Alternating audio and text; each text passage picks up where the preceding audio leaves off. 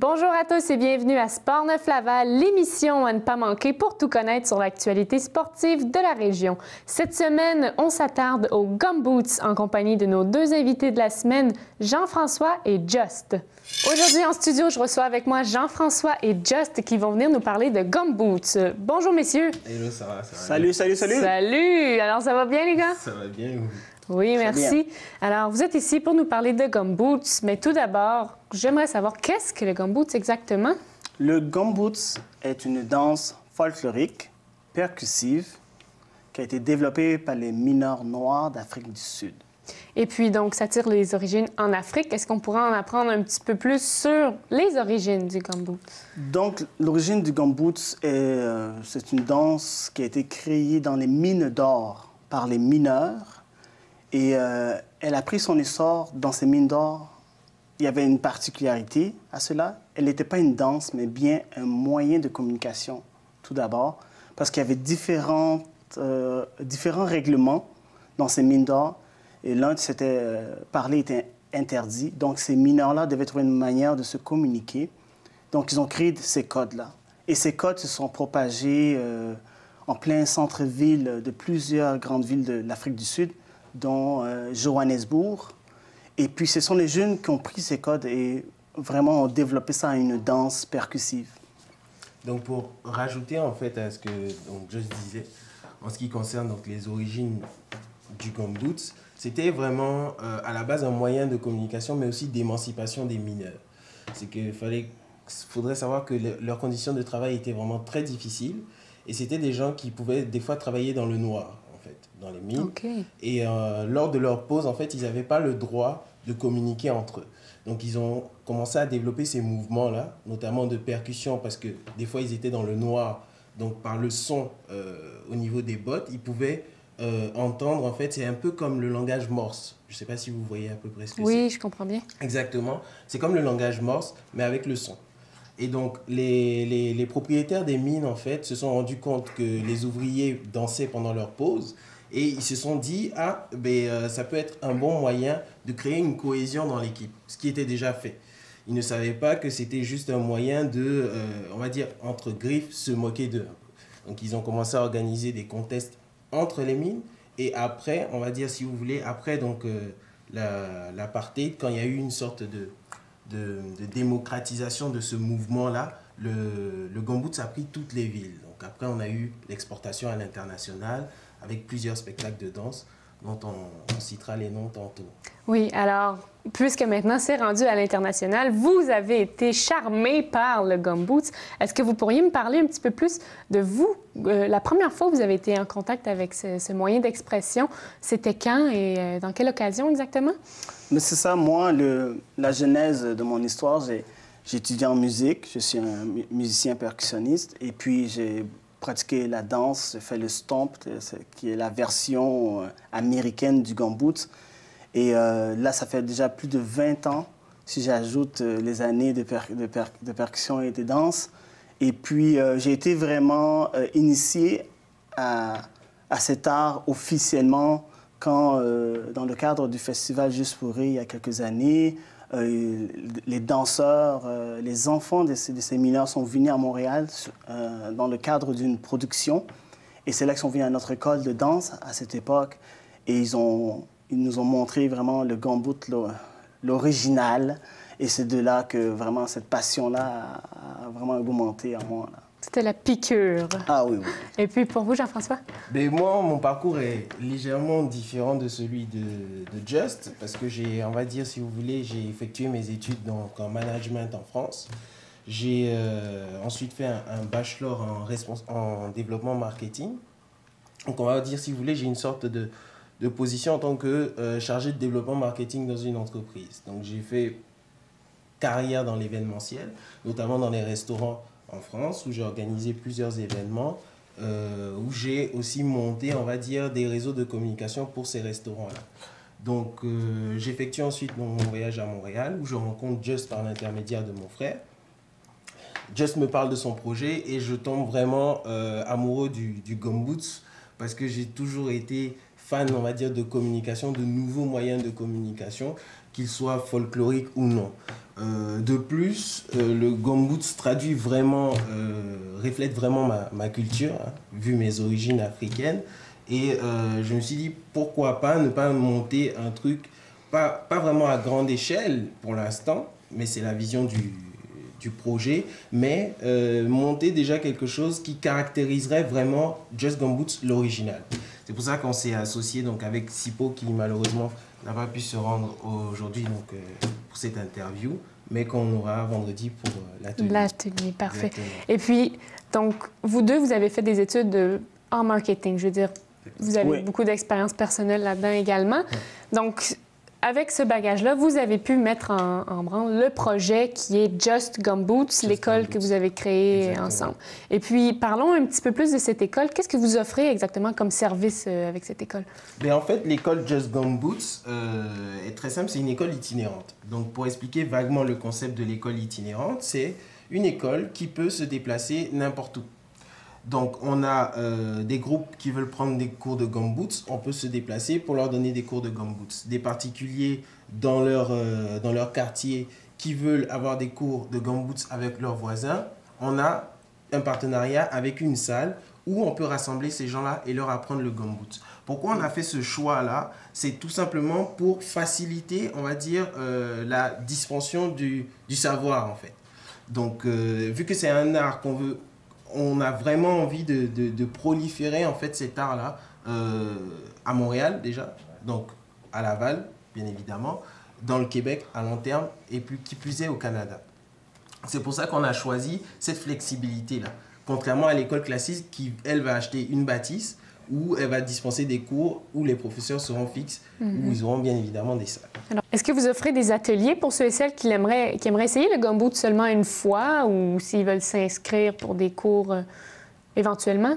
Oui, on fait ça.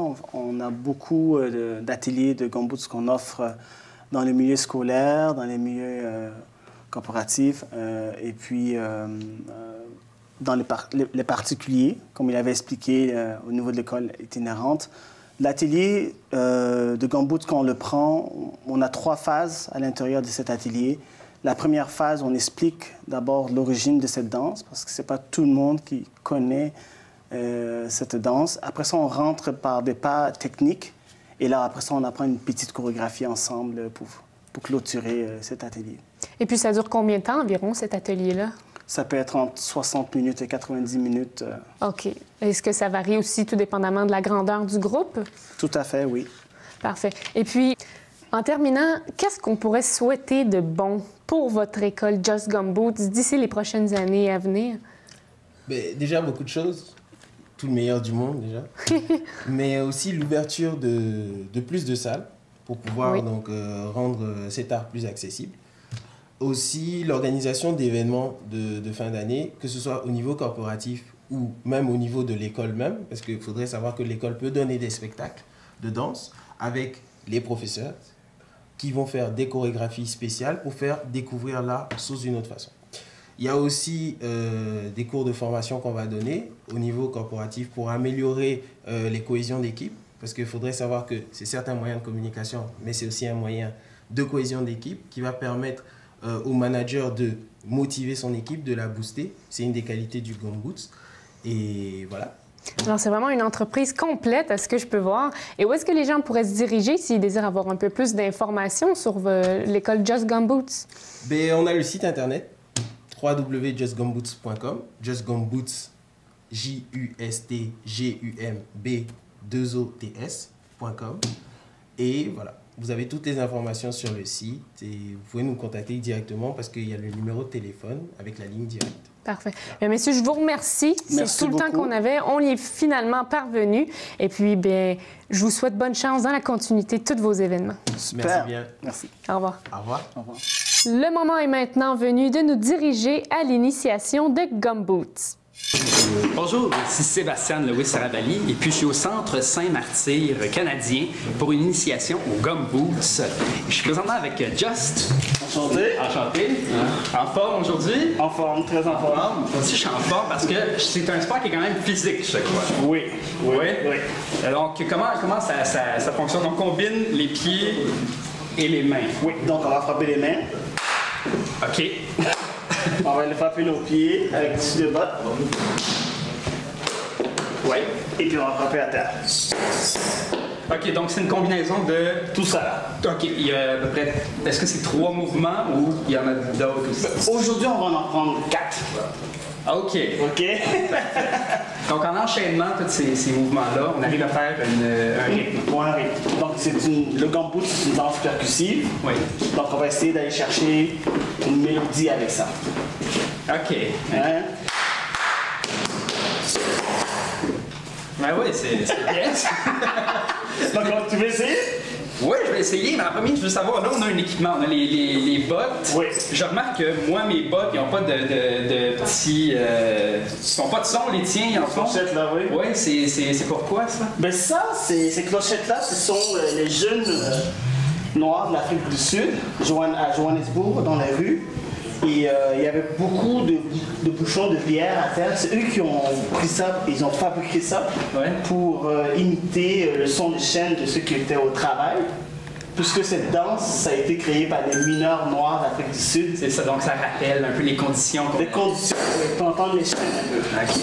Dans cette danse-là, j'imagine est-ce qu'il y a un rythme aussi qui reproduit un peu les conditions? Donc est-ce que ça va être un peu... il y a une marche. C'est ça, il y a une marche. Il y a une marche, oui. OK. Ben écoutez, on peut essayer ça. Oui. J'ai hâte d'essayer ça. Ben là, tout le monde est là. Vous êtes prêts? Ouais. On se place. Parfait. Allons-y.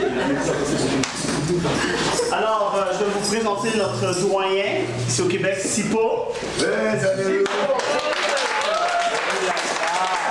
Alors, on va nous montrer chaque mouvement une fois. Une fois. Montre-nous. Toutes les quatre, on a vu? Oui. Ok. Et la première, c'est ça.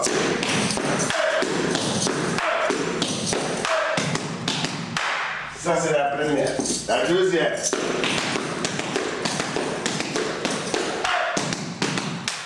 Troisième.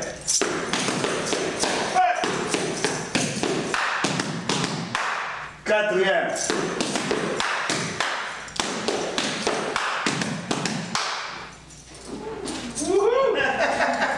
Bravo!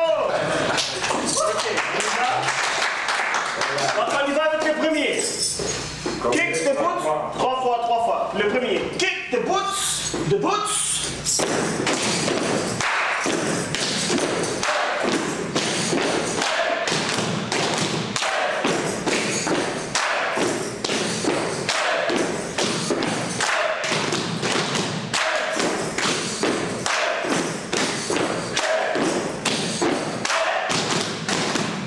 Bravo!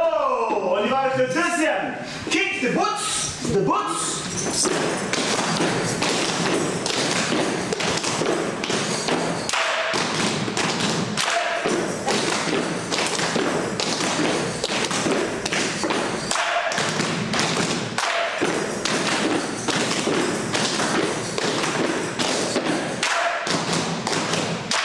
Très bien, maintenant on va aller avec le troisième. Kick the boots. The boots.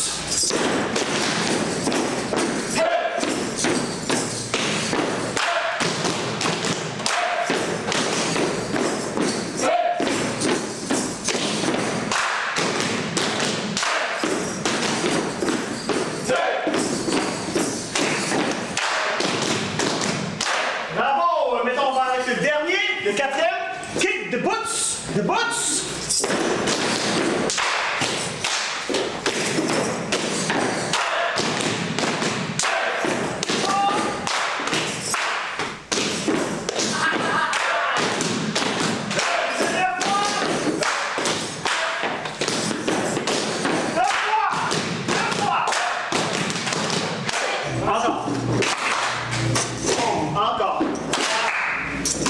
Encore. Donc on part du début. On va faire 5, 6, 7, 8. Puis on garde notre petit pied dans la main. 5, 6, 7, 8. Garde ton pied dans l'air, c'est ça. 5, 6, 7, 8. Excellent. Après ça, je vais entendre. Ça, c'est pour vous aider. Si vous, il rit parce qu'on ne fait pas ça. On ne fait pas ce coup la voix dans la tête. Je vous dis de le faire. 5, 6, 7, 8.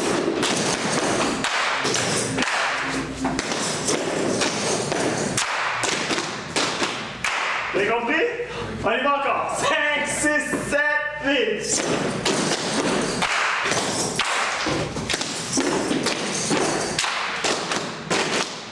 Juste 7 pieds, il fait ça. Dès que tu le tapes ici, tu le déposes pas, ça reste. Ça fait ici. Ça fait ça. Si tu check, ça fait toum, toum, toum, après, je le dépose, je tape. Voilà. Fait que si ici, il faut que les pieds restent comme ça. Après 6 mois, je vais le dépose. Ça va? Ça fait toum, toum, toum,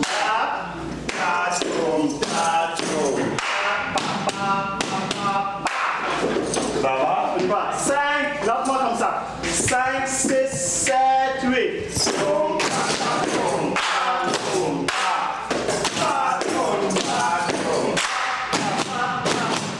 Encore 5, 6, 7, 8.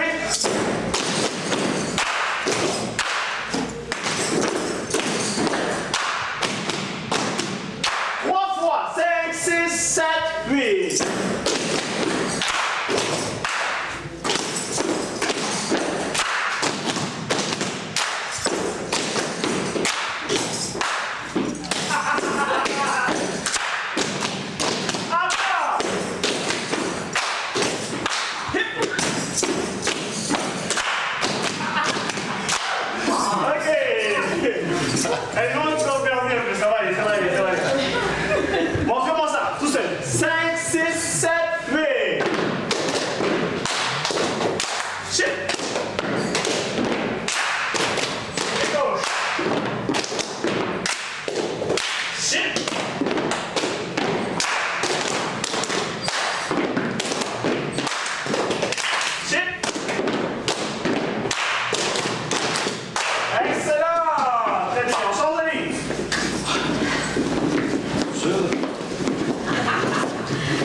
Maintenant, on va faire les 4 ensemble.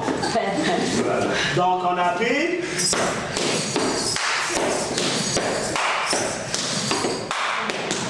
On appuie le deuxième. Et le troisième.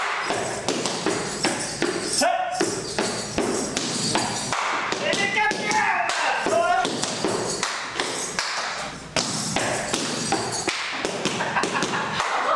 Est-ce qu'on est prêt? Est-ce qu'on est prêt? Oui. Attention, c'est pas du bien avec nous? 3. On fait une fois avec eux, puis après c'est tout ça. Parce que moi, si vous faites la première, moi je peux faire la deuxième. Vous faites la deuxième, moi je peux faire la première. Voilà. Lui, il dit qu'il va vous mélanger, là. Ok. On fait la même chose. On fait la même chose.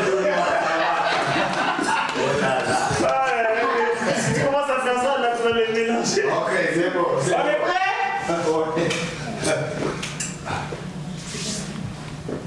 3. Là, je peux plus dire 1, 2, 3, 4, 5, 7. On va apprendre quelque chose. Kick the boots, the boots. Est-ce qu'on est prêt? Alors quand je dis kick the boots, the boots. Je dis kick the boots, the boots. Comme si je disais 1, 2, 3, 4. Kick the boots, the boots. Bon, on va essayer ça. Je vais juste voir mon pied gauche frapper. Juste le pied gauche qui frappe. Je vois si vous avez compris le rythme. Kick the boots, the boots. Ah, il y en a qui n'ont pas compris là. Kick the boots, the boots. Kick the boots, the boots.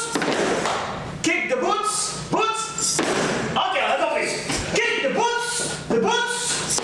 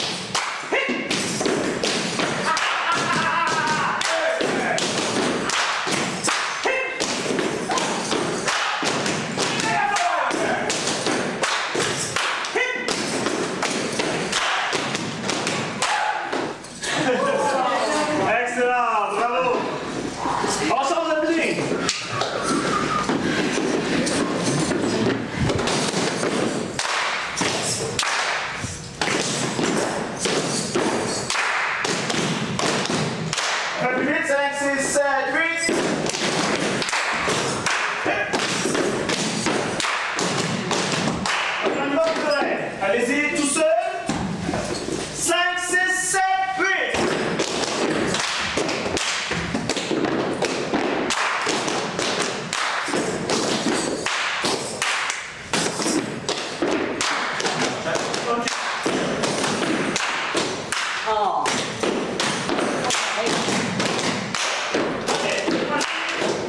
On va le faire 3 fois, mais à la fin, 2 fois. OK?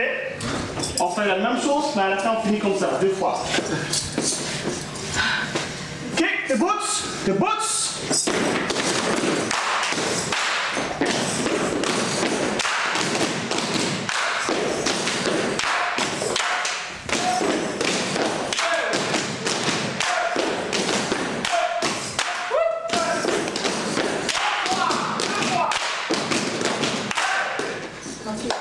Hey, félicitations tout le monde! Merci beaucoup de m'avoir introduit à ce beau sport. Et puis, merci beaucoup, Josh. Super. Merci. Merci. Hey, merci à vous tous encore une fois. Je vous applaudirais, mais j'ai un peu mal aux mains présentement. Donc, moi, je vais aller continuer ça chez moi. Et continuer, vous avez beaucoup de talent. Merci beaucoup. On commence du début. Kick, kick the boots, the boots. C'était toute une initiation au Gum Boots aujourd'hui. Malheureusement, c'est la fin. J'ai vraiment apprécié mon expérience. C'est un sport qui demande beaucoup de coordination. Moi, je pensais que je n'avais beaucoup à côté de faire ça, mais c'est rien comparé à ça. Donc, si ça vous tente d'essayer, je vous le conseille. Puis, mon mot de la fin, je vous dirais, s'il y a une journée de pluie, une journée pluvieuse, c'est un peu triste, sortez vos bottes de pluie et puis faites du Gum Boots. Puis, je vous assure que ça va partir la journée du bon pied. C'est maintenant l'heure des nouvelles sportives de la semaine et je débute à l'instant avec le programme de bourse 2013. Mes sources viennent de Sylvain Lamar, un journaliste du Courrier Laval. Alors, Sport Laval, originairement appelé la Commission Sport Laval, a renouvelé son programme de bourse pour l'année 2013. Cette année, près de 40 000 $ seront distribués à l'ensemble du sport lavallois dans 11 catégories différentes. La vision du programme est basée sur le développement du sport régional, le développement de la relève locale et de la réussite scolaire. La catégorie mention d'honneur a été ajoutée et la 5e édition du Gala Sport Laval sera l'occasion de souligner les exploits dignes de mention. De 2003 à 2012, le programme Sport Laval a remis près de $250 000 aux athlètes lavallois. Ils sont soutenus financièrement par la Conférence régionale des élus de Laval et par l'Association Nez Rouge de Laval-Basse-Laurentide. 2 nageuses du club Synchro Laval ont remporté l'or en équipe lors du championnat international de nage synchronisé qui avait lieu à Kingston, en Jamaïque, du 5 au 7 octobre dernier. Il s'agit de Marianne Sanson et Clarence Pépin qui se sont démarquées sur la scène internationale. De plus, Marianne et Clarence se sont également démarquées lors d'épreuves individuelles. D'abord, dans la compétition solo 13-15 ans, Clarence Pépin s'est classée 4e. En figure, pour la catégorie 16-18 ans, c'est Marianne Sanson qui a obtenu la 2e place, tandis que Clarence a terminé 6e position dans la catégorie des 13 et 15 ans. Désormais, l'équipe de basket-ball des Kebs de Laval n'existe plus. Ils ont rencontré plusieurs problèmes financiers en raison du déménagement rapide qui s'était effectué durant l'été. À la place, Montréal est maintenant l'hôte d'une toute nouvelle équipe de basket-ball dans la Ligue nationale de basket du Canada. Il s'agit du Jazz de Montréal. Ils ont trouvé domicile fixe au centre Pierre Charbonneau, près du parc olympique. L'entraîneur-chef est originaire de l'Argentine et il se nomme Alejandro Hasbani. Lors de son match d'ouverture, le Jazz a accueilli le Lightning de London le 18 novembre dernier. Ce qui fait maintenant de cette équipe montréalaise la 9e équipe de la Ligue de basketball canadienne. Parmi les équipes de la Ligue, on peut compter des équipes de la Nouvelle-Écosse, du Nouveau-Brunswick, de l'île du Prince-Édouard, de l'Ontario. Le Jazz s'agit donc de la seule équipe au Québec. C'est déjà tout pour cette émission de la semaine. Vous avez des commentaires, des suggestions à nous faire parvenir? Eh bien, n'hésitez pas à le faire par l'entremise du téléphone au 450-973-8005 ou par courriel à info@commercialtvrl.ca. Je vous remercie d'avoir été là et je vous dis à la semaine prochaine.